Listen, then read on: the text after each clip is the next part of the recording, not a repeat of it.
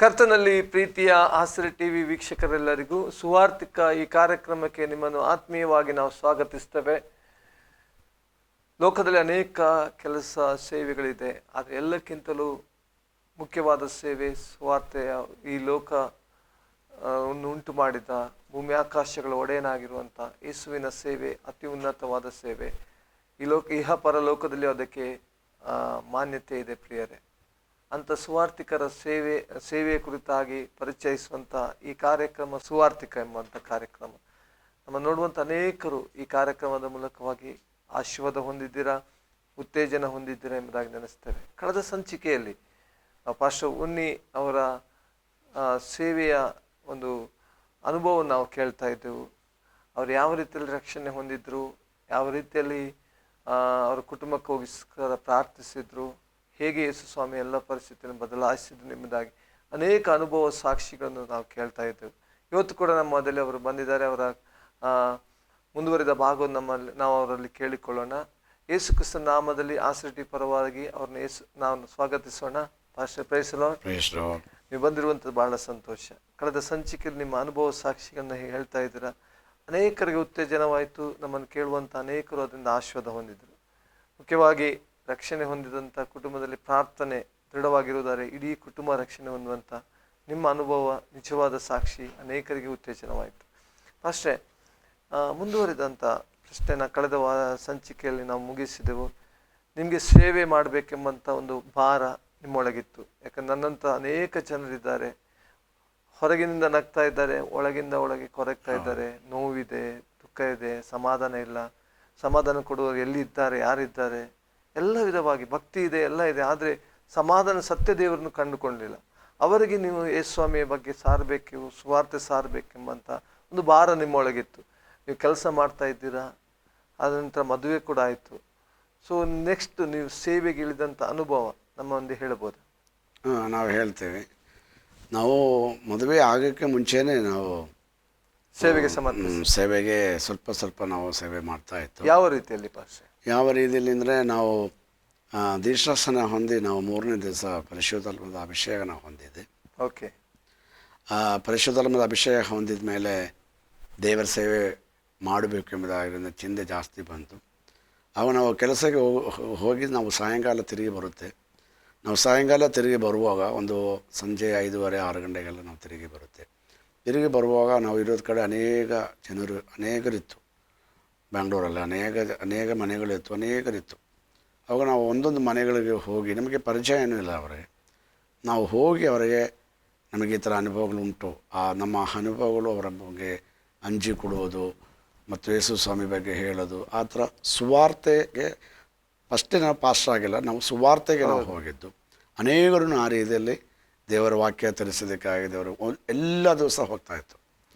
ಒಂದು ದಿವಸವನ್ನು ಬಿಡ್ತಾ ಇರಲಿಲ್ಲ. ಎಲ್ಲ ದಿವಸ ಕೆಲಸಕ್ಕೆ ಹೋಗಿ ಬಂದಮೇಲೆ 6 ಗಂಟೆ 6:30ಗೆ ನಾನು ಮತ್ತು ಇನ್ನೊಂದು ಸಹೋದರರು ನಾವಿಬ್ಬರೂ ಸೇರಿ ನನ್ನ ತಮ್ಮ ಅಲ್ಲ, ಬೇರೆ ಇನ್ನೊಂದು ಸಹೋದರರು ಸೇರಿ ಅವರಿಗೆ ಸುವಾರ್ತೆ ಸಾರ್ತಾಯಿತ್ತು. ಓಕೆ, ಇದು ಮೊದಲ ಹೆಜ್ಜೆ ಅಲ್ವಾ? ಸೇವೆ ಮಾಡುವಂತ ಹೇಳಿ ಪಾಸ್ಟರ್ ಅಂತಲ್ಲ, ಮೊದಲು ನಾವು ಸುವಾರ್ತೆ ಸಾರಬೇಕು. ನಿಮ್ಮ ಅನುಭವ ಹೇಳ್ತಾ ಇದ್ದೀರಾ. ಸೊ ಈ ರೀತಿಯಲ್ಲಿ ನೀವು ಸೇವೆಗಾಗಿ ಕೆಲಸ ಮಾಡ್ತಿದ್ದ ಸುವಾರ್ತೆ ಸಾರೋದಕ್ಕಾಗಿ ನೀವು ಹೆಜ್ಜೆ ಇಟ್ಟಿರಾ ಅಲ್ವಾ? ಸೊ ಅನಂತರ ಅದು ಹೇಗೆ ಬೆಳೆಸ್ತಾ ಬಂದಿರಿ? ನಾವು ಅದನ್ನೇ ಮುಂದುವರಿತಾ ಇದ್ದೆ. ಮತ್ತು ನಾವು ಹೆಚ್ಚಾಗಿ ನಾವು ಬೈಬಲ್ ಸ್ಟಡಿ ಮಾಡ್ತಾಯಿತ್ತು. ನನಗೆ ಹೆಚ್ಚಾಗಿ ಬೈಬಲ್ ಟೀಚಿಂಗ್ಸ್ ಸಿಕ್ತು. ಮತ್ತು ನಾವು ಸ್ವಲ್ಪ ಕ್ರಿಸ್ತನಲ್ಲಿ ಬೆಳೆಯೋದಕ್ಕೆ ಪ್ರಾರಂಭಿಸಿದಾಗ ಉಪವಾಸ ಪ್ರಾರ್ಥನೆಗಳಿಗೆ ಮತ್ತು ಕುಟುಂಬಗಳಿಗೆ ಹೋಗುವ ದೇವರದ್ದು ಆಲೋಚನೆ, ದೇವರದ್ದು ಕರೆ ನನ್ನ ಮೇಲೆ ಇರೋದು ಎಂಥದ್ದು ಎಂಬುದಾಗಿ ನನಗೆ ಗೊತ್ತಾಯಿತು. ಸೊ ಆ ಕರೆಗೋಸ್ಕರ ನೀವು ಪ್ರಾರ್ಥನೆ ಮಾಡ್ತಾ ಇದ್ದೀರಾ? ಆ ಕರೆಗೋಸ್ಕರವಾಗಿ ನಾನು ಪ್ರಾರ್ಥನೆ ಮಾಡಬೇಕು. ಬೇರೆಯವರು ಹೇಳಿ ನಾವು ಸೇವೆಗೆ ನಾನು ಇಳಿಯೋದಿಲ್ಲ. ಕಾರಣ ಏನು ಅಂದರೆ, ನಮಗೆ ಜೀವನದಲ್ಲಿ ಏನಾದರೂ ಕಷ್ಟಗಳು ಹೆಚ್ಚಾಗಿದ್ದರೆ, ಬೇರೆ ತೊಂದರೆಗಳು ಏನಾದರೂ ಬಂದರೂ, ಅಯ್ಯೋ ಅವ್ರ ಮಾತು ಕೇಳ್ಕೊಂಡು ನಾನು ಸುವಾರ್ತೆಗೆಲ್ಲ ಇರ್ದಿದ್ದಲ್ಲ ಅಂದ್ಬಿಟ್ಟು ನನಗೆ ಹಿಂಚಾರಿ ಹೋದರೆ ತೊಂದರೆ ಬರುತ್ತೆ ಅಂದ್ಬಿಟ್ಟು ದೇವರೇ ನನ್ನಲ್ಲಿ ಮಾತಾಡಬೇಕು, ದೇವರೇ ನನ್ನಲ್ಲಿ ಕ್ರಿಯೆ ಮಾಡಬೇಕು ಎಂಬುದಾಗಿ ನಾನು ಪ್ರಾರ್ಥನೆ ಮಾಡ್ತಾಯಿತ್ತು. ಪಾಸ್ಟರ್, ನಿಮಗೆ ಸೇವೆಯ ಕರೆ ಬಗ್ಗೆ ಹೇಗೆ ದೃಢವಾಯಿತು ಅಥವಾ ಹೇಗೆ ಗೊತ್ತಾಯಿತು ನಾನು ಸೇವೆ ಮಾಡಬೇಕೆಂಬುದಾಗಿ? ಒಂದು ಕರೆ, ಒಂದು ಮುಖ್ಯವಾಗಿ ಸೇವೆ ಇಳಿಯುವವನಿಗೆ ಒಂದು ಕರೆ ಇದೆ, ದೇವ್ರ ಕರೆಯುವಿಕೆ ಇದೆ. ಅದು ಕರೆಯುವಿಕೆ ಒಂದು ನಮ್ಮಲ್ಲಿ ಉಂಟಾಗ್ತದೆ ಅಥವಾ ಪ್ರವಾದಿಗಳು ಹೇರಿರ್ತದೆ. ಆದರೆ ಆ ಕರೆಯುವಿಕೆ ನಿಮಗೆ ಹೇಗೆ ಗೊತ್ತಾಯ್ತು ಮತ್ತು ಅದನ್ನು ಹೇಗೆ ದೃಢೀಕರಿಸಿಕೊಂಡ್ರಿ? ನನ್ನ ಒಳಗಡೆನೇ ನನಗೆ ಅದು ದೇವರೇ ಮಾತಾಡಿದೆ, ನಿನಗೆ ದೇವರ ಕರೆ ಇದೆ ಅಂದೆ. ಎರಡನೇದಾಗಿ ಒಂದು ಪ್ರವಾದಿಗಳಲ್ಲ, ನಾವು ಅನೇಕ ಕೂಟಗಳಿಗೆ ನಾವು ಹೋಗ್ತಾ ಇತ್ತು. ಆ ಸಮಯದಲ್ಲೆಲ್ಲ ಅನೇಕ ಉಜ್ಜೀವನ ಕೂಟಗಳೆಲ್ಲ ಇತ್ತು ಮತ್ತು ಸಭೆಗಳಲ್ಲಿ ಉಪವಾಸ ಪ್ರಾರ್ಥನೆಗಳೆಲ್ಲ ಇತ್ತು. ನಾವೆಲ್ಲ 14 ದಿವಸ, 21 ದಿವಸ, 41 ದಿವಸ, 40 ದಿವಸ ಎಲ್ಲ ನಾವು ಉಪವಾಸ ತೆಗೆದುಕೊಂಡಿದ್ದೀವಿ. ಅಂಥ ಸಂದರ್ಭದಲ್ಲೆಲ್ಲ ನನ್ನನ್ನು ಗೊತ್ತಿಲ್ಲದವರು ಅನೇಕರು ಬಂದು ನಮಗೆ ಪ್ರವಾದನೆ ಹೇಳ್ತಾ ಇತ್ತು, ನಿಮಗೆ ಸೇವೆ ಇದೆ, ಕರೆ ಇದೆ, ನಿನ್ನ ಅಭಿಷೇಕ ಇಂಥದ್ದು ಎಂಬುದಾಗಿ ಎಲ್ಲ. ಅವಾಗ ನಾವು ಅದಕ್ಕೋಸ್ಕರ ನಾವು ಪ್ರಾರ್ಥನೆ ಮಾಡ್ತಾಯಿತ್ತು. ಈಗ ಬಹಳಷ್ಟು ಜನ ಯವನಸ್ಥರು ನಮ್ಮನ್ನು ನೋಡ್ತಾ ಇದ್ದಾರೆ. ಕರೆ ಬಂದ ಕೂಡಲೇ, ಅಂದರೆ ಒಂದು ಯಾರೋ ಸೇವಕರು ಹೇಳಿದ ಕೂಡಲೇ ಸೇವೆಗೆ ಇಳಿದು ಬಿಡ್ತಾರೆ. ಅವರಿಗೆ ನೀವೇನು ಹೇಳ್ತೀರಾ ಪಾಸ್ಟರ್? ಅವರಿಗೆ ಹೇಳೋದಂದರೆ, ಕರೆ ಬಂದ ಕೂಡಲೇ ದೇವರ ಸೇವೆಗೆ ಇಳಿಯಬಾರದು. ನಮ್ಮಲ್ಲಿ ದೇವರು ಮಾತನಾಡಬೇಕು. ದೇವರು ನಮ್ಮಲ್ಲಿ ಮಾತಾಡುವಾಗ ದೃಢೀಕರಿಸಬೇಕು. ಆವಾಗ ನಮ್ಮ ಜೀವನದಲ್ಲಿ ದೇವರಿಗೆ ಸೇವೆಗೆ ಇಳಿದ ಮೇಲೆ ಏನಾದರೂ ಕಷ್ಟಗಳು, ಕೊರತೆಗಳು, ಅಭಾವಗಳೆಲ್ಲ ಬಂದರೂ ಸಹ ನಾವು ಹಿಂಜಾರಿ ಹೋಗಲ್ಲ. ಇಲ್ಲಾಂದರೆ ನಾನು ನೋಡಿದ್ದೀನಿ, ಎಷ್ಟೋ ಜನರು ಸೇವೆಗೆ ಇಳಿದ್ಬಿಟ್ಟು ಹಿಂಜಾರಿ ಒಂದು ಉದ್ವೇಗದಿಂದ, ಯಾವುದೊಂದು ಆವೇಶದಿಂದ ಇಳಿದು ಬಿಡ್ತಾರೆ. ಆದರೆ ಮುಂದುವರಿಸೋದಕ್ಕಾಗೋದಿಲ್ಲ ಅವರಿಗೆ. ಅಂದರೆ ಒಂದು ಸಭೆಯ ಕೆಳಗಿದ್ದುಕೊಂಡು ಅವ್ರು ಬೆಳೆದು ದೃಢವಾದ ಮೇಲೆ ಸೇವೆಗೆ ಪೂರ್ಣವಾಗಿ ಹೋಗಬೇಕು. ಹೌದು. ಓಕೆ ಅಷ್ಟೇ. ಹಾಗೆ ನೀವು ಉಪವಾಸದಲ್ಲಿದ್ದೀರಿ, ಅನೇಕ ಸೇವಕರು ಹೇಳ್ತಾ ಇದ್ರು, ನೀವು ಕಾಯ್ತಾ ಇದ್ದೀರಿ ಆತನ ಆತನ ಸಮಯಕ್ಕಾಗಿ ಅಲ್ವಾ, ಪೂರ್ಣವಾದಿ ಸೇವೆಗಾಗಿ. ನೀವು ಯಾವಾಗ ಪೂರ್ಣವಾದಿ ಸೇವೆಗೆ ನಿಮ್ಮನ್ನು ಒಪ್ಪಿಸಿಕೊಟ್ರಿ? ನಾನು ಈ ಥರ ಪೂರ್ಣವಾದ ಸೇವೆಗಾಗಿ ಇಳಿಯಬೇಕು ಎಂಬುದಾಗಿ ನಾವು ಪ್ರಾರ್ಥನೆ ಮಾಡಿದೆ. ಆವಾಗ ನನಗೆ ಹೆಚ್ಚಾಗಿ ಹೇಗೆ ಪ್ರಸಂಗ ಮಾಡೋದು ಎಂಬುದಾಗೆಲ್ಲ ನನಗೆ ಗೊತ್ತಿರಲಿಲ್ಲ. ಹೇಗೆ ಪ್ರಸಂಗ ಮಾಡಬೇಕು, ನನ್ನಲ್ಲಿ ಇರೋದು ಅಂದರೆ ನಮಗೆ ಅಭಿಷೇಕ ಇದೆ ಮತ್ತು ಒಂದೊಂದು ಸಾರಿ ನಾವು ಪ್ರಾರ್ಥನೆ ಮಾಡುವಾಗ ಬೇರೆಯವ್ರ ಕುರಿತಾಗಿ ದರ್ಶನಗಳು, ಪ್ರಕರಣಗಳೆಲ್ಲ ದೇವರು ತಿಳಿಸ್ತಾ ಇತ್ತು. ಅಷ್ಟೇ ಹೊರತು ಬೇರೆ ಯಾವುದೂ ನನಗೆ ಎಂಥದ್ದು ಸೇವೆ ಮಾಡೋದು ಕೂಡ ನನಗೆ ಗೊತ್ತಿರಲಿಲ್ಲ. ಆದರೆ ಒಂದು ದಿವಸ ನಾನು ಪ್ರಾರ್ಥನೆ ಮಾಡುವಾಗ ದೇವರು ನನ್ನಲ್ಲಿ ಮಾತನಾಡಿದೆ. ಅದು 98 ದೇವರು ನನಗೆ ಮಾತಾಡಿದೆ. ಅಕ್ಟೋಬರ್ ತಿಂಗಳಲ್ಲಿ ದೇವರು ಮಾತಾಡಿದೆ. ನಿಂದು ಅವನ ಕೆಲಸಕ್ಕೆ ಹೋಗ್ತಾ ಕೆಲಸ ನಿಲ್ಲಿಸ್ಬಿಟ್ಟು ನನ್ನ ಸೇವೆಗೆ ಇಳಿ ಎಂದು ಹೇಳಿದರು. ಆವಾಗ ನಾನದು ನನ್ನ ಹಿರಿಯ ಪಾಸ್ಟರ್ ಹತ್ರ ಹೋಗಿ ಹೇಳಿದೆ. ನಾನೊಂದು ಸಭೆ ಕೆಳಗಡೆ ಇದ್ದಿದ್ದೆ. ಆ ಸಭೆ ಪಾಸ್ಟರ್ಗೆ ನಾನು ಅವ್ರು ಹೇಳಿದ್ರು, ನೋಡು, ದೇವರು ನಿಮ್ಮಲ್ಲಿ ಮಾತಾಡೋದಾದರೆ ಸೇರಿ, ನಮ್ಮ ಸಭೆಯಿಂದ ಯಾವುದು ಸಪೋರ್ಟು ಅಂತ ಪ್ರೈಸ್ ಸಪೋರ್ಟ್ ಸಿಗ್ತದೆ, ಫಿನಾನ್ಷಿಯಲಿ ನಾವು ಏನಿಗೆ ಹೆಲ್ಪ್ ಮಾಡೋಕ್ಕಾಗೋದಿಲ್ಲ.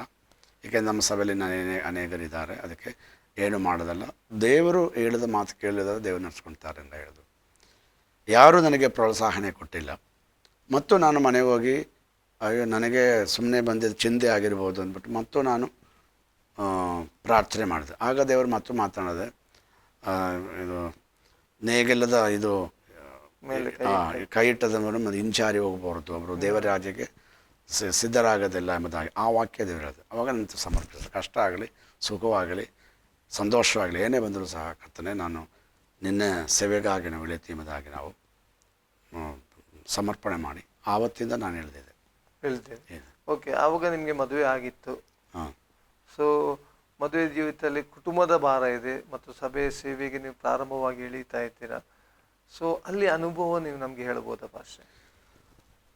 ನಾನು ಮದುವೆ ಆಗಿದ್ದ ಟೈಮಲ್ಲಿ ನನಗೆ ಒಂದು ಚಿಕ್ಕ ಸಪೋರ್ಟ್ ಇತ್ತು. ಅದು ಇವತ್ತು ಅನೇಕರು ನಂಬೋದಿಲ್ಲ. ಬರೋ 500 ರೂಪೀಸ್ ಇತ್ತು ಸಪೋರ್ಟು. ಮನೆಗೆ ಆವಾಗಲೇ ಮನೆ ಬಾಡಿಗೆ ಆ ಟೈಮಲ್ಲಿ 750 ಇತ್ತು. ನಾವು ಮದುವೆ ಮಾಡಿದ ಹುಡುಗಿ ಅವರ ಹೋಗಿ ನೋಡಿದುವಾಗ ಅವರಿಗೆ ಹೇಳಿದ್ರು, ನಾನೊಂದು ಸುವಾರ್ತೆಗನಾಗಿದ್ದಾನೆ, ನನ್ನಲ್ಲಿ ಕಷ್ಟ ಸುಖ ಯಾವುದೂ ಬರ್ಬೋದು, ಒಂದು ವೇಳೆ ಊಟ ಇಲ್ಲದೇ ಇರೋ ಒಂದು ಅನುಭವ ಇರ್ಬೋದು, ಅದೆಲ್ಲ ಅದೆಲ್ಲ ಅಂಗೀಕರಿಸೋದಕ್ಕೆ ನೀವು ಯೋಗ್ಯವಾಗಿದ್ದರೆ ಮಾತ್ರ ಮುಂದೆ ಬಂದರೆ ಸಾಕು, ಮದುವೆ ನಡೆದ್ರೆ ಸಾಕು, ಇಲ್ಲ ಅಂದರೆ ಬೇಡ, ಇಲ್ಲಿ ನಿಲ್ಲಿಸ್ಬಿಡೋಣ ನಾವು ಹೇಳಿದ್ರು. ಆವಾಗ ಹುಡುಗಿ ಮನೆಯವರು ಹೇಳಿದ್ರು, ಪರವಾಗಿಲ್ಲ, ನಮಗೆ ಸುವಾರ್ಥ ಬಗ್ಗೆ ಎಲ್ಲ ನಮಗೆ ಗೊತ್ತು, ಅವ್ರ ಜೀವನ ಹೇಗೆ ಅಂತ ಗೊತ್ತು, ಅದಕ್ಕೆ ಪರವಾಗಿ ನಾವು ರೆಡಿಯಾಗಿದ್ದೀವಿ ಅಂತ ಬಂದು. ಅದಕ್ಕೆ ನನ್ನ ಹೆಂಡತಿಯಾಗಿ ಬಂದಿರುವಂಥ. ಅಂದರೆ ನೀವು ಪೂರ್ಣವಾದ ಸೇವೆಗೆ ಇಳಿದ ನಂತರ ನಿಮಗೆ ಮದುವೆ ಆಗಿದ್ದು? ಹೌದೌದು, ಅದಾದ ನಂತರ ಮದುವೆ ಆದ್ದು. ಓಕೆ. ಸೊ ಆಗ ಹೆಂಡತಿ ನಿಮಗೆ ಅದಕ್ಕೋಸ್ಕರ ಹೆಂಡತಿ ಮನೆಯವರು ನಿಮಗೆ ಒಪ್ಪಿಕೊಟ್ರು. ಸೊ ನಂತರವಾಗಿ ಸೊ ನೀವು ಹೇಳಿದ್ರೆ 500 ರೂಪಾಯಿ ನಿಮ್ಮ ಸೇವೆ ಸಪೋರ್ಟ್ ಆಗಿತ್ತು. ಸೊ ಆ ದಿವಸಗಳಲ್ಲಿ ಹೇಗೆ ನೀವು ನಿಭಾಯಿಸಲಿಕ್ಕೆ ಸಾಧ್ಯವಿತ್ತು? ಇದನ್ನು ಕುಟುಂಬ, ಇದನ್ನು ಸಭೆ, ಸೇವೆ, ಪ್ರಾರಂಭದ ದಿವಸಗಳು ಹೇಗಿತ್ತು? ಆ ದಿವಸಗಳಲ್ಲಿ ನಾವು ದೇವರಲ್ಲಿ ನಾವು ಪ್ರಾರ್ಥನೆ ಮಾಡ್ತಾಯಿತ್ತು. ಹಂಗೆ ಪ್ರಾರ್ಥನೆ ಮಾಡುವಾಗ ಬೇರೆ ಬೇರೆ ಸಭೆಗಳಿಗೆ ಒಂದೊಂದು ಸಾರಿ ನಮಗೆ ಕರೀತದೆ, ಸ್ಪೀಚ್ ಮಾಡೋಕ್ಕಾಗಿ ಕರೀತದೆ. ಒಂದು ತಿಂಗಳಲ್ಲೇ ಒಂದು ಸಾರಿ ಇಲ್ಲ 2 ಸಾರಿ ಕರೀತದೆ. ಇಲ್ಲಾಂದರೆ ಒಂದೊಂದು ತಿಂಗಳಲ್ಲೇ ಯಾವುದೂ ಇರೋದಿಲ್ಲ.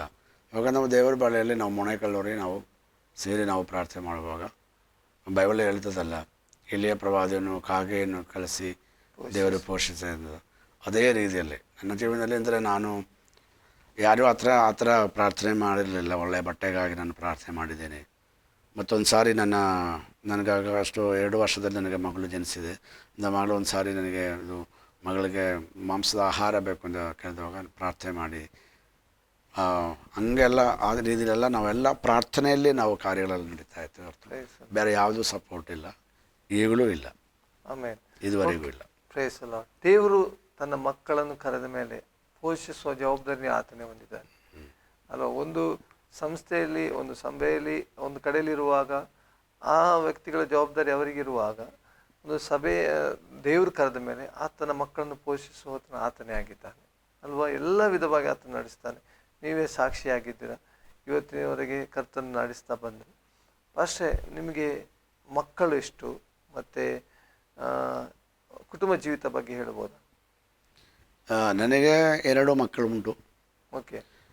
ಒಂದು ಮೊದಲದು ಹೆಣ್ಣು, ನನ್ನ ಮಗಳೀಗ ಡಿಗ್ರಿ ಓದ್ತಾ ಇದ್ದಾಳೆ. ಇನ್ನೊಂದು ಗಂಡು ಮಗು ಉಂಟು. ಗಂಡು ಮಗು ಈಗ 4ನೇ ತರಗತಿಯಲ್ಲಿ 4ನೇ ಕ್ಲಾಸಲ್ಲಿ ಇದ್ದಾರೆ. ಓಕೆ.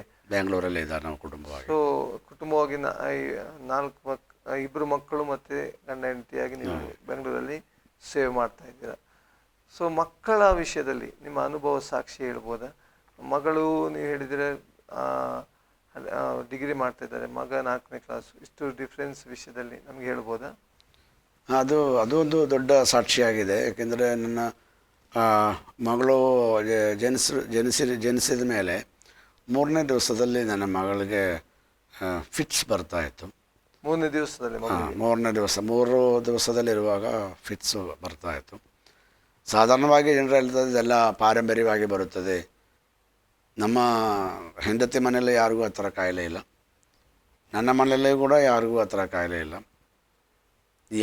ಯಾಕೆ ಈ ಥರ ಕಾಯಿಲೆ ಬಂತಂತ ನಾನು ದೇವರಲ್ಲೇ ಪ್ರಶ್ನೆ ಕೇಳಿದಾಗ ದೇವರು ನನಗೆ ಕೊಟ್ಟಿರ್ತಾರೆ, ದೇವರ ನಾಮ ಮಹಿಮೆಕ್ಕಾಗಿ ಅಂತ.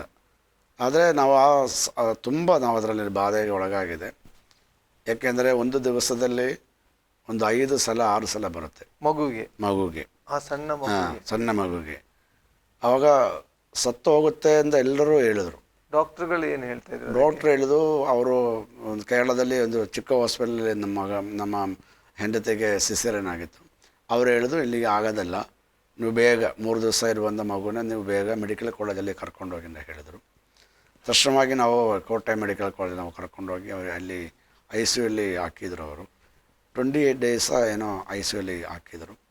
ಆಮೇಲೆ ಅಲ್ಲಿ ಇರುವಂಥ ನ್ಯೂರೋಲಜಿಸ್ಟ್ ಹೇಳಿದರು, ಇದು ಫಿಟ್ಸ್ ಕಂಟ್ರೋಲ್ ಆಗ್ತಾಯಿಲ್ಲ, ಕಂಟ್ರೋಲಲ್ಲಿ ಬರ್ತಾಯಿಲ್ಲ, ನಿಮಗೆ ಮನೆಗೆ ಕರ್ಕೊಂಡು ಹೋಗ್ಬೋದು, ನಮ್ಮಲ್ಲಿ ಇಷ್ಟೇ ಆಗೋದು, ಬೇರೆ ಆಗೋದಿಲ್ಲ. ಒಂದು ವೇಳೆ ಈ ಮಗು ಸತ್ತು ಹೋಗ್ಬೋದು, ಇಲ್ಲಾಂದರೆ ಬೆಳೆದು ಬಂದ್ರೂ ಕಣ್ಣಿಗೆ ತೊಂದರೆ ಬರ್ಬೋದು, ಕಿವಿಗೆ ತೊಂದರೆ ಬಂದ್ಬೋದು, ಇಲ್ಲಿಗೆ ಮೆಂಟಲಿ ಪ್ರಾಬ್ಲಮ್ ಇರ್ಬೋದು, ಅಂಗವೈಕಲ್ಯ ಬರ್ಬೋದು, ಬುದ್ಧಿಮಾಂದ್ಯತೆ ಇರ್ಬೋದು, ಮತ್ತು ನಿಮ್ಮ ಇಷ್ಟ ದೇವರಿಗೆ ಬೇಕಾದರೆ ಆಗ್ಬೋದು ಅಂತ ಅವರು ಹೇಳಿದರು. ಅವರು ಸಹ ಒಂದು ಮಾತು ಹೇಳಿದ್ರು, ದೇವರಿಗೆ ಆಗ್ಬೋದು. ದೇವರಿಗೆ ಆಗ್ಬೋದು ಒಂದು ಮಾತು. ಇಲ್ಲಾಂದರೆ ವೈದ್ಯ ಲೋಕದಲ್ಲಿ ಯಾವುದೋ ಒಂದು ಸಮಸ್ಯೆ ಬಂದು ಬರ್ತದೆ. ಹೌದು. ನಾನು ಕಣ್ಣಾಲೆ ಕಂಡಿದ್ದೀನಿ ಇದೇ ಸಮಸ್ಯೆ ಇರೋದು. ಅನೇಕ ಮಕ್ಕಳು ICUಯಲ್ಲಿ ಇದ್ದಾರೆ. ಅನೇಕರು ನನ್ನ ಕಣ್ಣಿನ ಮುಂದೆ ತೀರು ಹೋಗ್ತಾ ಇರೋದು ನಾನು ನೋಡಿದ್ದೀನಿ. ನನಗೂ ಕೂಡ ಒಳಗಡೆ ಬಂತು, ನನ್ನ ಮಗಳು ಈ ಥರ ಆಗುತ್ತಾ, ನನ್ನ ಮಗಳು ಈ ಥರ ಹೋಗುತ್ತಾ ಅಂತ. ಆಗ ನಾನು ದೇವರಿಗೆ ಒಂದು ಮಾತು ಹೇಳ್ತೀನಿ, ನಾನು ಅನೇಕರಿಗೆ ನಾನು ಸುವಾರ್ತೆ ಸಾರಿದ್ದೀನಿ. ಯೇಸು ಸ್ವಾಮಿ ಸೌಖ್ಯ ಕೊಡುವ ದೇವರಂದು ಹೇಳ್ತೀನಿ. ನನ್ನ ಮಗಳಿಗೆ ಸೌಖ್ಯ ಇಲ್ಲ ಅಂತ ನಾನು ಮತ್ತೆ ಹೇಗೆ ದೇವರನ್ನು ಸೇವೆ ಮಾಡೋದು ಅಂತ ದೇವರಿಗೆ ಅದುವರೆಗೆ ನಾನು ಯಾವುದೋ ಪ್ರಶ್ನೆ ದೇವರಿಗೆ ಕೇಳಿಲ್ಲ. ನಾನೊಂದು ಪ್ರಶ್ನೆ ದೇವರಿಗೆ ಹಾಕಿದೆ. ಆದರೂ ಸಹ ನಾವು ಮನೆಯಲ್ಲೇ ನಾವು ಕರ್ಕೊಂಡು ಬಂದಿದೆ. ಮತ್ತು ನಾವು ಪ್ರಾರ್ಥನೆಯಲ್ಲಿ 14 ದಿವಸ, 7 ದಿವಸ, 21 ದಿವಸ, 41 ದಿವಸ ಉಪವಾಸದಲ್ಲೇ ಪ್ರಾರ್ಥನೆ ಇದು ಕಡಿಮೆಯೇ ಆಗಿಲ್ಲ. ಮತ್ತು 6ನೇ ತಿಂಗಳು ಬರುವಾಗ, 6ನೇ ಮಗುಗೆ ಹುಟ್ಟಿ 6ನೇ ತಿಂಗಳು ಬರುವಾಗ 6ನೇ ತಿಂಗಳಾಗಿರುವಂಥ ಮಗು ಮಾಡಬೇಕಾದ ಯಾವುದೇ ಚಟಗಳು ನಮ್ಮ ಮಗು ಮಾಡ್ತಾ ಇರಲಿಲ್ಲ. ಆವಾಗಲೂ ಸ್ವಲ್ಪ ಸ್ವಲ್ಪ ಮತ್ತು ನಾವು ಪ್ರಾರ್ಥನೆ ಸ್ವಲ್ಪ ಕಂಟ್ರೋಲ್ ಆಯಿತು. 9 ವರ್ಷ ನಾವು ಅದಕ್ಕಾಗಿ ನಾವು ಪ್ರಾರ್ಥನೆ ಮಾಡಿದೆ. 9 ವರ್ಷ ಅದರಿಂದ ನಮ್ಮ ಬಿಡುಗಡೆ ಆಗಿದೆ. ಯಾವುದೇ ರೀತಿಯಲ್ಲಿ ಆ ಮಗುವಿಗೆ ಸಮಸ್ಯೆ ಬಂತ ಅಂದರೆ ಡಾಕ್ಟರ್ ಹೇಳಿದ ಹಾಗೆ ಬುದ್ಧಿಮಾಂದ್ಯ ಹೋಗುವಂಥದ್ದು ಇಲ್ಲ ಯಾವುದು ದೇಹದ ಭಾಗಗಳಲ್ಲಿ ಸಮಸ್ಯೆ ಉಂಟಾಗ ಅಂಥ ಸಮಸ್ಯೆ ಮಗು ಎದುರಿಸ್ತಾ? ಅಂದರೆ ಸಮಸ್ಯೆಗಳಂದರೆ ಅನೇಕ ತೊಂದರೆಗಳಿತ್ತು. ಆ ತೊಂದರೆಗಳು ಅಂದರೆ ಇದು ಸ್ಟೇಯರ್ ಕೇಸೆಲ್ಲ ಹತ್ತಾ ಇರಲಿಲ್ಲ, ಮತ್ತು ಕೆಲ ವಸ್ತುಗಳನ್ನು ಕಂಡ್ರೆ ಭಯ ಇತ್ತು, ಮತ್ತು ಸರಿಯಾದ ಮಕ್ಕಳು ಸರಿಯಾದ ಸಮಯದಲ್ಲಿ ಅವರು ಮಾತಾಡ್ತಾ ಇರಲಿಲ್ಲ, ನಡೀತಾ ಇರಲಿಲ್ಲ. ಆ ಥರಗಳ ಸಮಸ್ಯೆಗಳೆಲ್ಲ ಇತ್ತು. ಎಲ್ಲ ಸ್ವಲ್ಪ ಲೇಟಾಗಿ ಮಾಡಿದರು. ಮತ್ತು ಹೊರಗಡೆ ಹೋಗೋದಕ್ಕೆ ಭಯ ಇತ್ತು. ಬಸ್ಸಲ್ಲಿ ಹತ್ತಾ ಇರಲಿಲ್ಲ, ಟ್ರೈನಲ್ಲಿ ಹತ್ತಾ ಇರಲಿಲ್ಲ. ಅದೆಲ್ಲ ನಾವು ಹತ್ತಿಸ್ಬೇಕು, ಅವಳಾಗಿ ಹತ್ತೋದಿಲ್ಲ. ಪ್ಲಾಟ್ಫಾರ್ಮ್ ಕಂಡ್ರೆ ಅಲ್ಲಿಗೆ ಹೋಗೋದೇ ಇಲ್ಲ. ಆ ಥರ ಎಲ್ಲ ಅನೇಕ ಸಮಸ್ಯೆಗಳಿತ್ತು. ಈಗ ಯಾವುದೂ ತೊಂದರೆ ಇಲ್ಲ. ನಾವು ಪ್ರಾರ್ಥನೆಯಿಂದನೇ ಅದಕ್ಕೆ ಬಿಡುಗಡೆ ಆಗಿದೆ. ನಾವು ತಿಳಿದಿದ್ದೀನಿ ಅವಳು ಸ್ಕೂಲಿಗೆ ಹೋಗುತ್ತೆ, ಇಲ್ಲ ಶಾಲೆಗೆ ಹೋಗುತ್ತೆ, ಕಾಲೇಜಿಗೆ ಹೋಗುತ್ತೆ ಎಂಬುದಾಗಿದ್ದ ಚಿಂತೆಯೇ ನಮ್ಮಲ್ಲಿ ಇರಲಿಲ್ಲ, ಆಗೋದಿಲ್ಲ. ಕಾರಣ ಈ ಥರ ಕಾಯಿಲೆಗಳು ಬಂದಿರೋದು ಅನೇಕರು ಸತ್ತೋಗಿ ನಾನು ಕಂಡಿದ್ದೀನಿ. ಆದ್ದರಿಂದ ದೇವರು ಅಲ್ಲ ತುಂಬ ಮಿರಕಲ್ ಮಾಡಿದೆ, ಅದ್ಭುತ ಮಾಡಿದೆ. ಈಗ ಅವಳಿಗೆ ಯಾವುದೂ ತೊಂದರೆ ಇಲ್ಲ, ಡಿಗ್ರಿ ಓದ್ತಾ ಇದ್ದಾನೆ. Praise the Lord. ಪ್ರೀತಿಯ ವೀಕ್ಷಕರೇ, ದೇವಸೇವಕರು ನಾವು ಆ ಸಾಕ್ಷಿ ಕೇಳ್ತಾ ಇದ್ದೆವು. ನನ್ನ ಮಗಳ ವಿಷಯವಾಗಿ ಕಣ್ಣ ಮುಂದೆ ಅನೇಕರು ಅಂಥ ಪರಿಸ್ಥಿತಿಯಲ್ಲಿದ್ದವರು ತೀರಿ ಹೋದದ್ದು ನೋಡುವಾಗ ಇವರಲ್ಲಿ ಒಮ್ಮೆ ಅಂದರೆ ಹೇಗೆ ಎಂಬುದಾಗಿ ಪ್ರಶ್ನೆ ಬಂದಾಗಲೂ ಆದರೆ ಎಡೆಬಿಡದೆ ಪ್ರಾರ್ಥನೆ ಮಾಡಿದೆ. ನನ್ನ ದೇವರು ಶಕ್ತನು, ನನ್ನ ದೇವರು ಬಿಡುಗಡೆ ಕೊಡಲು ಶಕ್ತನು. 9 ವರ್ಷಗಳ ಕಾಲ ಮಗುವಿಗೋಸ್ಕರ ಪ್ರಾರ್ಥಿಸಿದ ನಂತರ ಇವತ್ತು ಮಗು ನಾರ್ಮಲ್ ಆಗಿ ಡಿಗ್ರಿಯಲ್ಲಿ ಓದ್ತಾ ಇದ್ದಾರೆ ಎಂಬುದಾಗಿ ಹೇಳಿದೆವು. ಕರ್ತನಿಗೆ ಅಸಾಧ್ಯವಾದದ್ದು ಒಂದೂ ಇಲ್ಲ. ಪ್ರೀತಿಯ ದೇವ ಜನರೇ, ಯಾವುದೇ ಪರಿಸ್ಥಿತಿಯಲ್ಲಿ ನೀವು ಹಾದು ಹೋಗ್ತಿರೋದಾದರೂ ದೇವರಿಗೆ ಅಸಾಧ್ಯ ಒಂದೂ ಇಲ್ಲ. ದೇವರ ವೇಳೆ ಪ್ರಾರ್ಥಿಸಿದರೆ, ಒಂದು ವೇಳೆ ನನ್ನನ್ನು ಕೇಳುವಂಥ ಯಾರೇ ಆಗಿರ್ಬೋದು, ಯೇಸು ಕ್ರಿಸ್ತನ ಪರಿಚಯ ನಿಮ್ಗೆ ಇಲ್ಲದೇ ಇರ್ಬೋದು, ಆದರೆ ನಿಮ್ಮ ಯಾವುದೇ ಒಂದು ಸಮಸ್ಯೆಗೋಸ್ಕರ ಇನ್ನು ದಾರಿ ಇಲ್ಲ, ಇನ್ನು ಎಲ್ಲಿಂದ ಸಹ ನಮಗೆ ಮಾರ್ಗ ಇಲ್ಲ ಎಂಬುದಾಗಿ ಎಲ್ಲ ಕಡೆಯಿಂದ ನಿಮಗೆ ಉತ್ತರ ಬಂದಿರುವುದಾದರೆ, ಅಥವಾ ವೈದ್ಯ ಲೋಕ ಯಾವುದೇ ಪರಿಸ್ಥಿತಿಗಳು ನಿಮಗೆ ವಿರುದ್ಧವಾಗಿರುವುದಾದರೆ ನೀವು ಯೇಸುಸ್ವಾಮಿಯನ್ನು ಕೂಗಿರಿ. ಯೇಸುಸ್ವಾಮಿ ನಿಮ್ಮ ಜೀವಿತದಲ್ಲಿ ಈ ಸೇವಕರ ಮಗುವಿನ ವಿಷಯದಲ್ಲಿ ಕಾರ್ಯ ಮಾಡಿದ ಹಾಗೆ ನಿಮ್ಮ ಜೀವಿತದಲ್ಲಿ ಕಾರ್ಯ ಮಾಡಲು ಶಕ್ತನು. ಯೇಸು ಸರ್ವಶಕ್ತನಾದ ದೇವರಾಗಿದ್ದಾನೆ. ಅಷ್ಟೇ, ಹೀಗೆ ಮಗುವಿನ ಜೀವಿತದಲ್ಲಿ ದೇವರು ಅದ್ಭುತ ಮಾಡಿದನು. ಸೊ ನಿಮಗೆ 2ನೇ ಮಕ್ಕಳು ಆಗುವುದಕ್ಕೆ ತುಂಬ ಸಮಯ ಇದು ಕಾರಣವಾಗಿತ್ತಾ? ಇದೊಂದು ಕಾರಣವಾಗಿತ್ತು. ಯಾಕೆಂದರೆ ನಮ್ಮಲ್ಲಿ ಒಂದು ಭಯ ಇತ್ತು. ಮೊದಲನೇ ಮಗುವಿಗೆ ಈ ಥರ ಅನುಭವ ಆಯಿತು. ಅದರಲ್ಲಿ ನಾವು ತುಂಬ ಕಷ್ಟಗಳು, ಸಮಸ್ಯೆಗಳು ಬಂದಿದೆ, ನಿಂದೆ ಬಂದಿದೆ, ಅಪಮಾನ ಬಂದಿದೆ, ಫಿನಾನ್ಷಿಯಲಿ ತುಂಬ ತೊಂದರೆಗಳು ಬಂತು. ಆಗ ಇನ್ನೊಂದು ಮಗು ಬೇಡ, ಬರುವಂಥ ಮಗುವಿಗೆ ಈ ಥರ ಏನೋ ತೊಂದರೆ ಬಂದರೆ ನಮಗೆ ಅದು ಬಹಳ ವೇದನೆ ಆಗುತ್ತೆ, ಆ ಥರ ಬೇಡ ಅಂತ ಒಂದು ಇದರಲ್ಲೇ ಇತ್ತು. ಆದರೂ ಸಹ ದೇವರದ ಆಲೋಚನೆ ಇತ್ತು, ನಿಮಗೆ ಇನ್ನೊಂದು ಗಂಡು ಮಗು. ಅದೇ ದೇವರೇ ಹೇಳಿದ್ದು, ಪ್ರವಾದಿಗಳ ಮುಖಾಂತರ ನಿಮಗೊಂದು ಗಂಡು ಮಗು, ಒಬ್ಬರಲ್ಲ ಅನೇಕ ಪ್ರವಾದಿಗಳು, ನಿಮಗೆ ಇನ್ನೊಂದು ಗಂಡು ಮಗು ದೇವರು ಕೊಡ್ತಾರೆ, ಗಂಡು ಮಗು ದೇವರು ಕೊಡ್ತಾರೆ ಎಂಬುದಾಗಿ. Price the lord. ಸೊ ಆನಂತರ ನೀವು ನಂಬಿಕೆ ಉಪವಾಸವಾಗಿದ್ದು ಪ್ರಾರ್ಥನೆಯಲ್ಲಿ ನೀವು ನಿಂತು ಅವಾಗ ನಾವು ದೇವರ ಆಲೋಚನೆ ಇದಲ್ಲ ಸರಿ ಅನ್ನೋದು. ನಾವು ನಮ್ಮ ಮಗಳಿಗೆ 8-9 ವಯಸ್ಸಿರುವಾಗಲೂ ಈ ಥರ ಪ್ರವಾದನೆಗಳೇ ಬರ್ತಾಯಿತ್ತು. ಅಂಥ ಸಂದರ್ಭದಲ್ಲಿ ನಾವು ಇದು ಕೇಳ್ಕೊಂಡಿರುವಾಗ ಏನು ದೇವರ ಆಲೋಚನೆ ಬರ್ತಾ ಇದಲ್ಲ, ಸರಿ ಅದಕ್ಕೆ ನಮಗೆ ಪ್ರಾರ್ಥನೆ ಮಾಡೋಣ ಅಂದ್ಬಿಟ್ಟು ನಾವು ನಂಬಿಕೆ ಬಗ್ಗೆ ನಾವು ಪ್ರಸಂಗ ಮಾಡ್ತೀವಿ. ನಮ್ಮ ಜೀವನದಲ್ಲಿ ನಂಬಿಕೆ ಪ್ರಾಕ್ಟಿಕಲ್ ಆಗಿ ನಮಗೆ ನೋಡೋಣ ಅಂದ್ಬಿಟ್ಟು ನನ್ನ ಮಗು, ನಮ್ಮ ಹೆಂಡತಿ ಗರ್ಭಿಣಿ ಆಗೋಕ್ಕೆ ಮುಂಚಿತವಾಗಿಯೇ ನಾವು ಅಂಗಡಿಗೆ ಹೋಗಿ ಬಟ್ಟೆ ತಗೊಂಡು, ಸೇರೋಸೇಸಲ್ಲಿರೋ ಬಟ್ಟೆ ತಗೊಂಡು, ಒಂದು ಗಂಡು ಮಗುವಿಗೆ ಬೇಕಾಗಿರೋ ಒಂದು ಬಟ್ಟೆ ತಗೊಂಡು, ನನ್ನ ಮಗಳ ಹೆಸರು ಜೋಯ್ಸ್ ಆಗಿದೆ, ಅದೇ ರೀತಿಯಲ್ಲಿ ಒಂದು ಜೇಯ್ಸ್ ಎಂಬುದಾಗಿರೋ ಒಂದು ಹೆಸರು ನಾವು ಸೆಲೆಕ್ಟ್ ಮಾಡಿಕೊಂಡು ಆ ಬಟ್ಟೆ ನಾವು ಇಟ್ಕೊಂಡು ಎಲ್ಲ ದಿವಸ ನಾವು ಸಂಜೆಗೆ ನಾವು ಪ್ರಾರ್ಥನೆ ಮಾಡ್ತಾಯಿತ್ತು. ದೇವರೇ, ನೀವು ನಿಮ್ಮ ಆಲೋಚನೆ ಪ್ರಕಾರವಾಗಿ ನಮಗೊಂದು ಗಂಡು ಮಗು ಕೊಡೋದಾದರೆ ನಾವು ಈ ಬಟ್ಟೆನ ಹಾಕ್ಕೊಂಡು ನಾವು ಪ್ರತಿಷ್ಠೆ ಮಾಡ್ತೀವಿ, ಸಮೂಹದ ಮುಂದೆ, ಸಭೆಯ ಮುಂದೆ ನಾವು ಸಾಕ್ಷಿ ಹೇಳ್ತೀವಿ, ಇದೇ ಹೆಸರು ನಾವು ಹಾಕ್ತೀವಿ ಎಂಬುದಾಗಿ ನಾವು ಪ್ರಾರ್ಥನೆ ಮಾಡಿದೆ. 2 ವಾರ ನಾವು ಪ್ರಾರ್ಥನೆ ಮಾಡಿದೆ. 3ನೇ ವಾರ ಇದ್ದಕ್ಕಿದ್ದಂಗೆ ನಮ್ಮ ಹೆಂಡತಿಗೆ ಒಂದು ಜ್ವರ ಬಂತು. ಮತ್ತು ನಾವು ಆಸ್ಪತ್ರೆಗೆ ಹೋಗಿ ಅವರು ಸ್ವಲ್ಪ ಇದೆಲ್ಲ ಟೆಸ್ಟ್ ಮಾಡಿ ನೋಡುವಾಗ ಅವರು ಹೇಳೋದು ನಿಮಗೆ ಮತ್ತು ಕನ್ಸೀವ್ ಆಗಿದೆ ಅಂತ ಹೇಳೋದು. ಆಗ ನಂಬಿಕೆ ಮುಖಾಂತರವಾಗಿ ಮಗು ಪ್ರೆಗ್ನೆಂಟ್ ಆಗೋದಕ್ಕೆ ಮುಂಚಿತವಾಗಿ ನಾವು ಪ್ರಾರ್ಥನೆ ಕೇಳಿದೆ. ಅದಕ್ಕೆ ನನ್ನ ಮಗಳು ಮತ್ತು ನಮ್ಮ ಮಗನು ವ್ಯತ್ಯಾಸ 12 ವಯಸ್ಸು ವ್ಯತ್ಯಾಸ ಇದೆ. ದೇವರು ಹೇಳಿದ ರೀತಿಯಲ್ಲಿ ಮತ್ತು ನನಗೆ ದೇವರೊಂದು ಗಂಡು ಮಗನ್ನು ಕೊಟ್ಟಿದೆ. ನಾವು ಅದೇ ಬಟ್ಟೆ ಹಾಕಿ ನಾವು ಪ್ರತಿಷ್ಠೆ ಮಾಡಿದ್ರು, ಅದೇ ಹೆಸರನ್ನೇ ನಾವು ಹಾಕಿದ್ದು ಜೇಸನ್. ದೇವರು ಅದ್ಭುತ ಸ್ವರೂಪ. ದೇವರು ಅದ್ಭುತ ಸ್ವರೂಪನಾಗಿದೆ. ಖಂಡಿತ ಎಲ್ಲಿ ಮಾರ್ಗ ಇಲ್ಲದಾಗಲು ದೇವರು ಮಾರ್ಗ ತೆರೆಯುವ ದೇವರಾಗಿದ್ದಾನೆ. ನಿಮಗೆ ನಿಮ್ಮ ಮೊದಲ ಮಗು ಈ ರೀತಿಯ ಸಮಸ್ಯೆಲಿದ್ದಾಗ 2ನೇ ಮಗುವಿನಲ್ಲಿ ಏನಾದರೂ ವ್ಯತ್ಯಾಸ ಖಂಡಿತ ಭಾಷೆ ಇಲ್ಲ. ದೇವರ ಕೃಪೆಯಿಂದ 2ನೇ ಮಗುವಿಗೆ ಅವನಿಂದ ಯಾವುದೂ ತೊಂದರೆ ಇಲ್ಲ. ಎಲ್ಲ ಬೇರೆ ಮಕ್ಕಳೆಲ್ಲ ಹೇಗಿದ್ದಾರೆ ಅದೇ ರೀತಿಯಲ್ಲಿ ಸಂತೋಷವಾಗಿದ್ದಾನೆ, ಯಾವುದೂ ತೊಂದರೆ ಇಲ್ಲ, ಸಂತೋಷವಾಗಿದ್ದಾನೆ. ದೇವರ ಆಶೀರ್ವಾದ ಭಾಗ್ಯಕರವಾದದ್ದು. ಹೌದು, ಅದು ವ್ಯಸನಗೊಳಿಸುವುದಿಲ್ಲ. ಒಂದು ವೇಳೆ ನಮ್ಮ ಜೀವಿತದಲ್ಲಿ ದುಃಖ ಬಂದರೂ ಸಂಜೆ ದುಃಖವೆಂಬುದಾಗಿದ್ರು ಮುಂಜಾನೆ ಹರ್ಷಧ್ವನಿ ಕೇಳಲ್ಪಡ್ತದೆ. ಆ ರೀತಿಯಲ್ಲಿ ದೇವರು ನಮ್ಮನ್ನು ಆಶೀರ್ವದಿಸುವವನಾಗಿದ್ದಾನೆ. ಹೀಗೆ ನಿಮ್ಮ ಕುಟುಂಬ ಜೀವಿತ ದೇವರ ಆಶೀರ್ವಾದ ಮಾಡಿದ, ಮಕ್ಕಳ ಆಶೀರ್ವಾದವನ್ನು ದೇವರು ಪ್ರವಾದನಯುಕ್ತವಾಗಿ ಮಾಡಿದ ಹಾಗೆ ದೇವರು ನಿಮ್ಮ ಜೀವಿತದಲ್ಲಿ ಕೊಟ್ಟ. ಸೊ ನಿಮ್ಮ ಸೇವೆಯ ಕಾರ್ಯಕ್ಕೆ ಬರುವುದಾದರೆ ಸೇವೆ ಹೇಗೆ ಬೆಳೀಲಿಕ್ಕೆ ಪ್ರಾರಂಭವಾಯಿತು ಅಷ್ಟೇ? ಈಗ ನೀವು ಸ್ವಂತ ಸಭೆಯನ್ನು ಪ್ರಾರಂಭಿಸಿದ್ರೆ, ಸ್ವಂತ ಸಭೆಯಲ್ಲಿ ನೀವು ಬೆಳೀತಿದ್ರೆ, ಸಪೋರ್ಟ್ ಇಲ್ಲ ಯಾವುದೇ ರೀತಿಯಲ್ಲಿ. ಆ ರೀತಿಯಲ್ಲಿರುವಾಗ ದೇವರು ಅದ್ಭುತವಾಗಿ ಕಾಗೆಗೆ ಯಾವ ರೀತಿಯಲ್ಲಿ ಎಲಿಯನಿಗೆ ಕಾಗೆ ಮೂಲಕವಾಗಿ ಒದಗಿಸಿದ ಹಾಗೆ ನಿಮಗೂ ಸಹ ದೇವರು ಒದಗಿಸ ಶಕ್ತನಾದನು. ಸೊ ಹಾಗೆ ನೀವು ಸೇವೆಯಲ್ಲಿ ಹೇಗೆ ಬೆಳೆದು ಬರಲಿಕ್ಕೆ ಸಾಧ್ಯವಿತ್ತು? ನಾವು ಮತ್ತು ಉಪವಾಸದಲ್ಲಿ ಪ್ರಾರ್ಥನೆ ನಾವಿತ್ತು. ಎಲ್ಲ ವರ್ಷವೂ ನಾವು ಉಪವಾಸ ತೆಗೆದುಕೊಳ್ಳುತ್ತದೆ ಮತ್ತು ಪ್ರಾರ್ಥನೆ ಮಾಡುವಾಗ ನಮಗೆ ಆಗಲ್ಲ. ಬೇರೆ ಬೇರೆ ಕಡೆಗಳೆಲ್ಲ ಸುವಾರ್ತೆ ಸೇವೆಗಾಗಿ ಚರ್ಚ್ಗಳಲ್ಲಿ ಸೇವೆ ಮಾಡೋಕ್ಕೋಸ್ಕರವಾಗೆಲ್ಲ ಅನೇಕರು ಕರೀತಾಯಿತ್ತು. ಹೋಗಿದ ಕಡೆಗಳೆಲ್ಲ ದೇವರು ಕಾರ್ಯ ಮಾಡ್ತಾಯಿತ್ತು. ಸಾಕ್ಷಿ ಮುಖಾಂತರವಾಗಿ ದೇವರ ಅದ್ಭುತ ಮಾಡ್ತಾಯಿತ್ತು. ನನ್ನ ಒಳಗಡೆ ಸ್ವಂತವಾದ ಒಂದು ಸಭೆ ಸ್ಟಾರ್ಟ್ ಮಾಡಬೇಕೆಂಬುದಾಗಿರೋಂಥ ಒಂದು ದರ್ಶನ ನನಗಿರಲಿಲ್ಲ.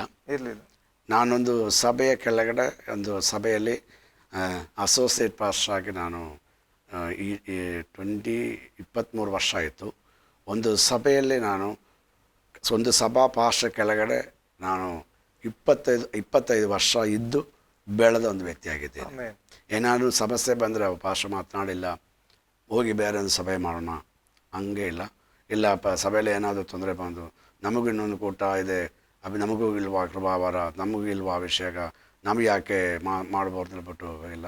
ನಾವು 25 ವರ್ಷ ಒಂದೇ ಸಭೆಯಲ್ಲಿ ನಾವು ದೇಶಾಸನ ಹೊಂದಿದಂಥ ನನ್ನನ್ನು ಬೆಳೆಸಿದಂಥ ಆತ್ಮೀಯ ತಂದೆಗೆ ಕೀಳಡಗಿ 21 ವರ್ಷ ನಾನು ಆ ಒಂದು ಸಭೆಯಲ್ಲಿ ನಾನು ಇದ್ದಿದ್ದೆ. ಆಮೇಲೆ ನಮಗೆ ಅಲ್ಲಿಂದ ಹೊರಗಡೆ ಬರಬೇಕಾದ ಸಮಯದಲ್ಲಿ ನಾವು ಸಪ್ರೇಟಾಗಿ ನಾವೊಂದು ಸಭೆ ನಾವು ಪ್ರಾರಂಭಿಸಿದ್ದೇವೆ. ಅದು ಈಗ ಪ್ರಾರಂಭಿಸಿ 3 ವರ್ಷ ಮಾತ್ರ ಆಗಿದೆ. 3.5 ವರ್ಷವಾಗಿದೆ. ಓಕೆ. ಈಗ ನಾವು AG ಸಭೆಗೆ ಒಂದು ಸಭೆಯಲ್ಲಿ ಅಧೀನವಾಗಿದ್ದು ಬೆಳೆದಾಗ ದೇವರು ನಮಗೆ ಕಲಿಸುವಂಥದ್ದು ಕಲಿಸಿ ತನ್ನ ಸಮಯದಲ್ಲಿ ದೇವರು ತನ್ನ ಭಕ್ತರನ್ನು ಬೇರ್ಪಡಿಸಿ ನಿಲ್ಲಿಸ್ತಾನೆ, ಸೇವೆಯನ್ನು ಕೊಡುವನಾಗಿದೆ. ನಾನು ಆ ಸಭೆಯಲ್ಲಿ ಇರುವಾಗಲೇ ನನಗೆ ಅನೇಕ ಕಡೆಗಳಿಗೆ ಹೋಗಿ ಸೇವೆ ಮಾಡಲಿಕ್ಕೂ ಮತ್ತು ಆ ಸಭೆಗೆ ಅದೊಂದು ದೊಡ್ಡ ಸಭೆಯಾಗಿತ್ತು. ಆ ದೊಡ್ಡ ಸಭೆಯಲ್ಲಿ ಮತ್ತು ಅನೇಕ ಬ್ರಾಂಚ್ ಚರ್ಚಸ್ ಇತ್ತು. ಆಗ ಆ 3 ಬ್ರಾಂಚ್ ಚರ್ಚಲ್ಲಿ ಕೂಡ ನಾವು ಸೇವೆ ಮಾಡ್ತಾಯಿತ್ತು.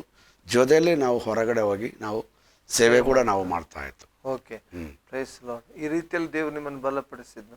ಹಾಗೆ ನಿಮ್ಮ ತಮ್ಮ ರಕ್ಷಣೆ ಹೊಂದಿದ್ರು ಎಂಬುದಾಗಿ ನೀವು ಹೇಳಿದ್ದೀರ. ಸೊ ಅವರು ನಿಮ್ಮಲ್ಲೇ ಒಟ್ಟಿಗೆ ಇದ್ದರು. ಆನಂತರ ಅವರ ಜೀವಿತದ ಬಗ್ಗೆ ಸ್ವಲ್ಪವಾಗಿ ಹೇಳ್ಬೋದು. ಅವರು ಏನು ಮಾಡ್ತಾರೆ? ಅವರು ಈಗ ಆತ್ಮೀಯದಲ್ಲೆಲ್ಲ ಬೆಳೆದು ಬಂದಿದೆ. ದೇವರ ಸೇವೆಗಾಗಿ ಅವರು ಹೇಳೋದಿಲ್ಲ, ಅವರು ಬಿಸ್ನೆಸ್ ಮಾಡ್ತವ್ರೆ. ಅವರ ಮದುವೆನೂ ಭಾಳ ಸಂತೋಷದಿಂದ ನಡೆದಿದ್ರು. ಆ ಮದುವೆಗೆ ಎಲ್ಲರೂ ಬಂದರು ಮದುವೆಗೆ. ಅಷ್ಟೊತ್ತಿಗೆ ನಮ್ಮ ಮನೆಯಲ್ಲಿ ಎಲ್ಲರ ಹತ್ರ ದೇವರೆಲ್ಲ ಮಾತಾಡಿ ಆ ತಮ್ಮನ ಮದುವೆಗೆ ಎಲ್ಲರೂ ಬಂದರು.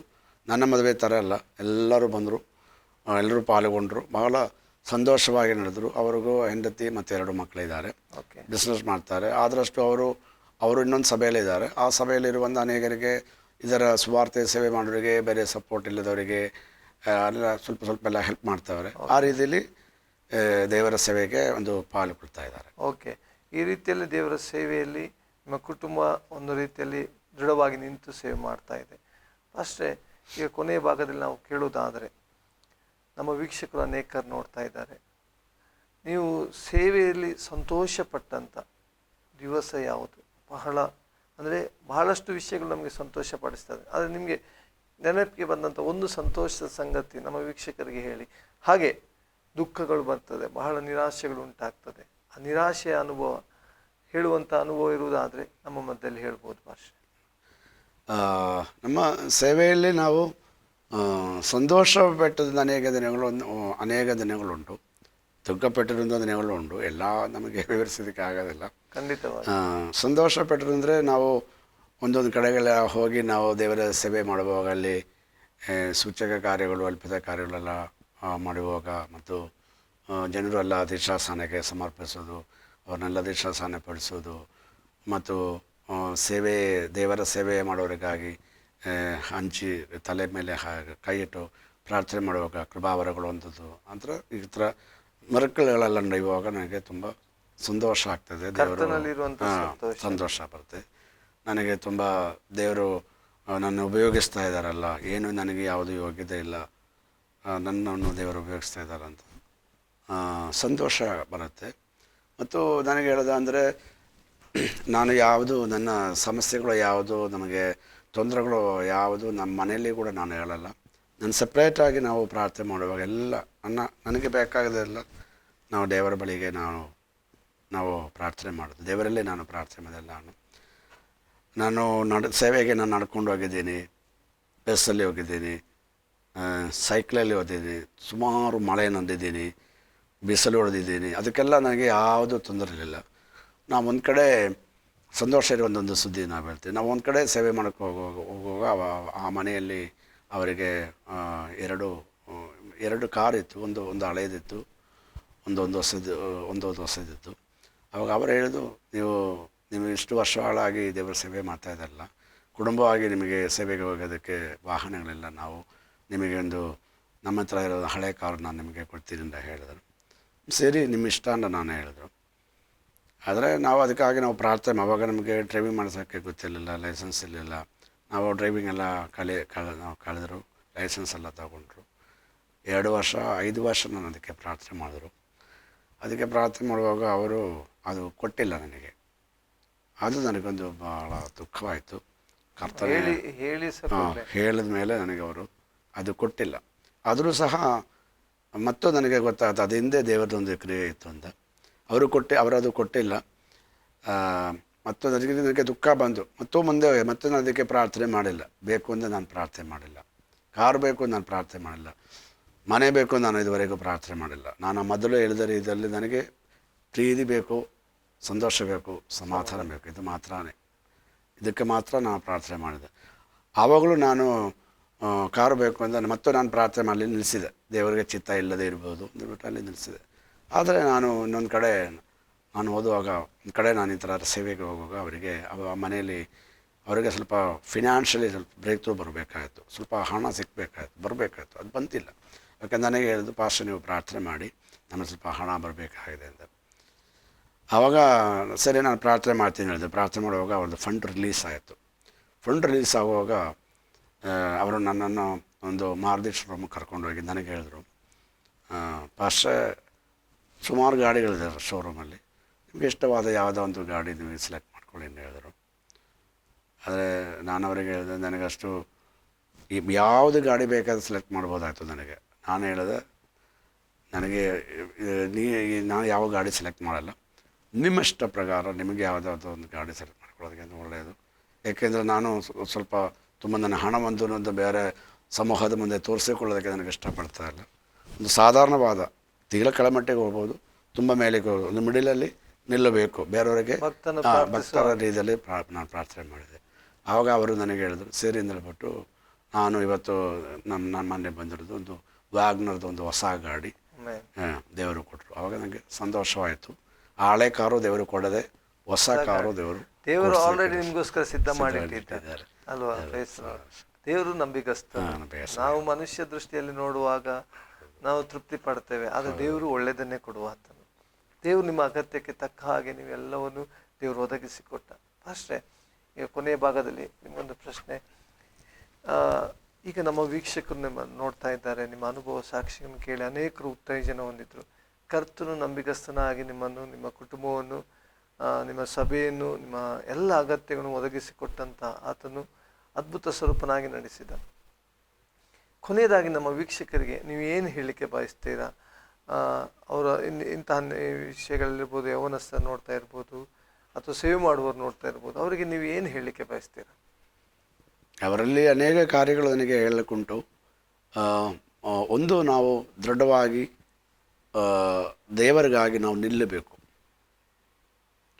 ಕಾರಣ ವಾಕ್ಯ ಹೇಳುತ್ತದೆ, ನೀವು ಸುಮ್ಮನೆ ನಿಂತುಕೊಳ್ಳರಿ, ದೇವರು ಇವತ್ತು ನಿಮಗೆ ರಕ್ಷಣೆ ಮಾಡುತ್ತಾರೆ, ದೇವರು ನಿಮಗೋಸ್ಕರ ಯುದ್ಧ ಮಾಡ್ತಾರೆ. ನಾನು ದೇವರಲ್ಲಿ ಬಂದು ಸರಿಯಾಗಿ ನಿಂದಿಲ್ಲ ಅಂದರೆ ದೇವರು ನನಗಾಗಿ ಯಾವುದೂ ಮಾಡಲ್ಲ, ಕ್ರಿಯೆ ಮಾಡಲ್ಲ. ಮೊದಲನೇದಾಗಿ ನಾವು ಸರಿಯಾಗಿ ದೇವರಿಗಾಗಿ ನಿಲ್ಲಬೇಕು.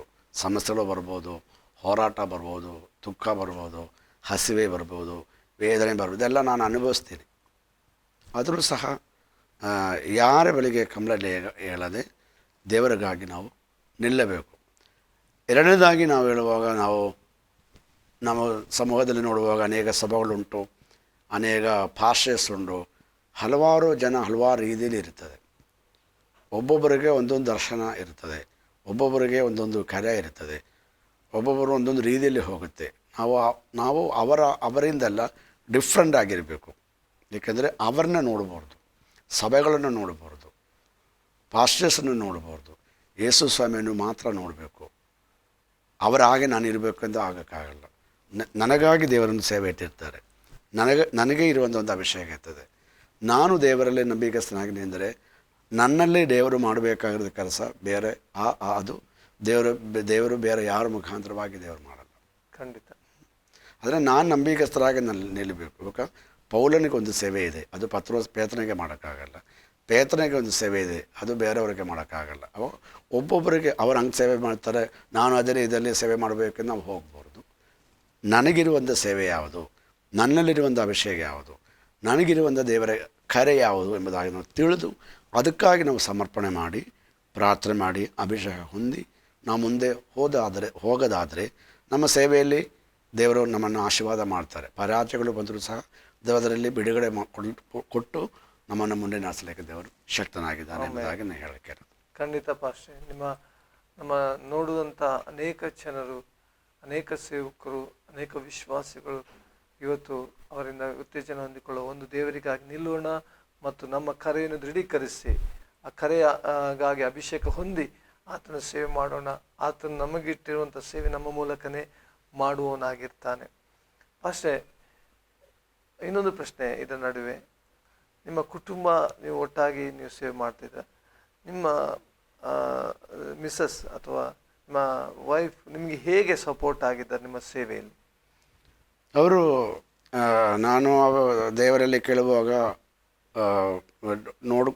ಹುಡುಗಿನೇ ನೋಡ್ಕೊಂಡು ಹೋಗೋಗಿಲ್ಲ ಅವರಿಗೆ ಕೇಳಿದ್ದು, ದೀಕ್ಷಾಸ್ಥಾನ ಹೊಂದಿದೆ. 3 ಪ್ರಶ್ನೆ ಇದೆ. ದೀಕ್ಷಾಸ್ಥಾನ ಹೊಂದಿದೆಯಾ, ಅಭಿಷೇಕ ಹೊಂದಿದೆಯಾ, ಪ್ರಾರ್ಥನೆ ಮಾಡುತ್ತಾ, ಇದಕ್ಕೆ ಅಷ್ಟೇ ಕೇಳಿದರ್ತು, ಬೇರೆ ಯಾವುದೂ ಕೇಳಿಲ್ಲ. ಸೌಂದರ್ಯ ನೋಡಿಲ್ಲ, ಎಜುಕೇಷನ್ ನೋಡಿಲ್ಲ, ಬೇರೆ ಹಣ ನೋಡಿಲ್ಲ, ಯಾವುದೂ ನೋಡಿಲ್ಲ. ನಾನು ಇದು ಮಾತ್ರ, ದೇವರ ಸೇವೆಗೆ ನನ್ನ ಹಾಗೆ ನನಗೆ ಪಾಲುಕೊಳ್ಳಬೇಕು, ನನ್ನ ಜೊತೆಯಲ್ಲಿ ನಿಲ್ಲಬೇಕು. ಅವರು ಪ್ರಾರ್ಥನೆಯಲ್ಲಿ ಬಹಳ ಸಪೋರ್ಟ್ ಆಗಿ ನಿಲ್ಲುತ್ತದೆ. ಯಾವುದೇ ವಿಷಯದಲ್ಲಿ ನನಗೆ ಅದು ಬೇಕು ಇದು ಬೇಕು, ಇದುವರೆಗೆ ನನಗೇನಾದರೂ ಬೇಕು ಅಂತ ನಮ್ಮದು ಇವಾಗ ಮದುವೆ ಆಗಿ 22-23 ವರ್ಷ ಆಗಿದೆ, ಯಾವುದು ನನಗೆ ಬೇಕು ಅಂತ ಒಂದು ಮಾತು ಹೇಳಿಲ್ಲ. ಏನು ಇಲ್ಲದರೂ ಸಹ ಪ್ರಾರ್ಥನೆ ಮಾಡ್ತಾರೆ. ಇಲ್ಲ ನಾವೊಂದು ವೇಳೆ ಬಲಹೀನದಲ್ಲಿ ಶೋಧನೆಯಲ್ಲಿರುವಾಗಲೂ ಸಹ ದೇವರು ನಮಗೆ ಕೊಡ್ತಾರೆ. ಯಾರ ಬಳಿಗೆ ಹೇಳಕ್ಕೆ ಹೋಗಬೇಡಿ ಅಂತ ಹೇಳ್ಬಿಟ್ಟು ನನ್ನನ್ನು ಬಲಪಡಿಸ್ತಾರೆ. ಯಾವುದು ಏನಿದ್ರೂ ಸಹ ಅದು ಬೇಕು ಇದು ಬೇಕೆಂದು ಹೇಳೋದಲ್ಲ, ಇದರಲ್ಲಿ ಅಡ್ಜಸ್ಟ್ ಆಗುತ್ತೆ. ಇಲ್ಲದಿರುವಾಗಲೂ ಇರುವಾಗಲೂ ಒಂದೇ ರೀತಿಯಲ್ಲಿ ಇರ್ತದೆ. ಮತ್ತು ಬೇರೆಯವರಿಗೆ ಸಹಾಯ ಮಾಡೋದಕ್ಕೆ, ಬೇರೆಯವರಿಗೆ ಕೊಡೋದಕ್ಕೆ ಆ ಥರ ಎಲ್ಲ ಒಳ್ಳೆಯ ಮನಸ್ಸು, ಅತಿಥಿ ಸಲಕಾರ ಮಾಡೋದು ಅದರಲ್ಲೆಲ್ಲ ಇದೆ. ಸೇವೆಯಲ್ಲೆಲ್ಲ ಎಲ್ಲ ಮಾಡಲಿಕ್ಕೆ ಸಿದ್ಧವಾಗಿದ್ದಾರೆ. ಆಮೇನ್. Praise the Lord. ಖಂಡಿತವಾಗಿ ನಿಮ್ಮನ್ನು, ನಿಮ್ಮ ಕುಟುಂಬವನ್ನು, ಸಭೆಯನ್ನು, ಸೇವೆಯನ್ನು ದೇವರು ವಿಶಾಲವಾಗಿ ನಡೆಸಲಿ ಎಂಬುದಾಗಿ ನಮ್ಮ ಪ್ರಾರ್ಥನೆ.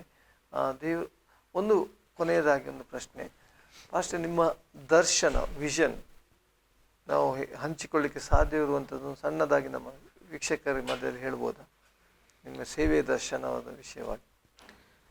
ನನ್ನ ಸೇವೆಯಲ್ಲಿರುವಂಥ ದರ್ಶನ ಅಂದರೆ, ಇನ್ನು ಯೇಸು ಸ್ವಾಮಿಯನ್ನು ತಿಳಿಯದ ಅನೇಕರುಂಟು. ಅವರೆಲ್ಲ ಯೇಸು ಸ್ವಾಮಿಯನ್ನು ತಿಳಿಯಬೇಕು, ಅದಾಗಿದೆ ಒಂದು ದರ್ಶನ. ಎಂತದೆಯಾ?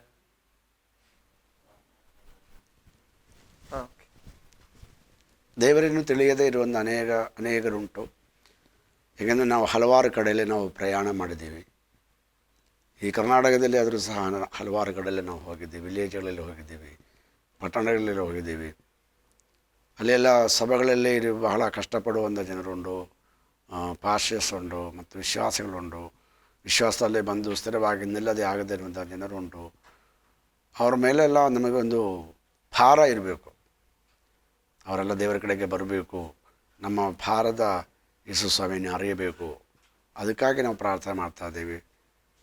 ನಾನು ನನ್ನ ಕುಟುಂಬ ಸುಖವಾಗಿರಬೇಕು, ಸಂತೋಷವಾಗಿರಬೇಕು ಎಂಬುದಾಗಿರುವುದಲ್ಲ, ನಮ್ಮ ದೇಶ ಬಿಡುಗಡೆ ಆಗಬೇಕು, ಅನೇಕರನ್ನು ಯೇಸು ಸ್ವಾಮಿಯನ್ನು ತಿಳಿಯಬೇಕು, ಸಭೆಗಳು ಬೆಳೆಯಬೇಕು ಎಂಬುದಾಗಿರುವಂಥ ಒಂದು ದರ್ಶನ ನನ್ನಲ್ಲಿ ಉಂಟು. ಆಮೇಲೆ ಅಷ್ಟೇ, ನೀವು ಕೇರಳದಿಂದ ಬಂದು ಕರ್ನಾಟಕದಲ್ಲಿ ಸೆಟಲ್ ಆಗಿ ಯೇಸು ಸ್ವಾಮಿಯನ್ನು ಕಂಡುಕೊಂಡು ಕರ್ತನ ಸೇವೆ ಕನ್ನಡ ಜನರ ಮಧ್ಯದಲ್ಲಿ ನೀವು ಮಾಡ್ತಾ ಇದ್ದೀರಾ. ಸೊ ಮುಖ್ಯವಾಗಿ ಭಾಷೆಯ ಸಮಸ್ಯೆ. ನೀವು ಇವತ್ತು ಕನ್ನಡ ಫ್ಲೂಯೆಂಟಾಗಿ ಮಾತಾಡ್ತಾ ಇದ್ದೀರಾ. ಕನ್ನಡ ಕಲೀಲಿಕ್ಕೆ ಒಂದು ಕನ್ನಡ ಜನರಲ್ಲಿರುವ ಕನ್ನಡ ಬರ್ತದೆ, ಆದರೆ ಓದಲಿಕ್ಕೆ ಬರಲಿಕ್ಕೆ ಬರ್ತದೆ ನಿಮಗೆ. ಅದು ಹೇಗೆ ಕಲ್ತೀರಿ ನೀವು? ಅದು ನನಗೆ ಭಾಷೆ ಕಲಿಬೇಕೆಂದು ತುಂಬ ಒಂದು ಆಸೆ ನನಗಿತ್ತು. ಏಕೆಂದರೆ ನಾವು ಬಂದಿದ್ದು ಕೇರಳದಿಂದ ನಾವು ಕರ್ನಾಟಕ ಕಡೆಗೆ ಬಂದಿದ್ದೀವಿ. ನಾವು ಆವತ್ತು ವಾಸ ಮಾಡಿದ ಕಡೆಯಲ್ಲಿ ಎಲ್ಲ ಜನರು ಕನ್ನಡದವರಾಗಿತ್ತು, ಮಲಯಾಳದವರು ಕಮ್ಮಿ ಇದೆಲ್ಲ ಕನ್ನಡದವರಾಗಿತ್ತು.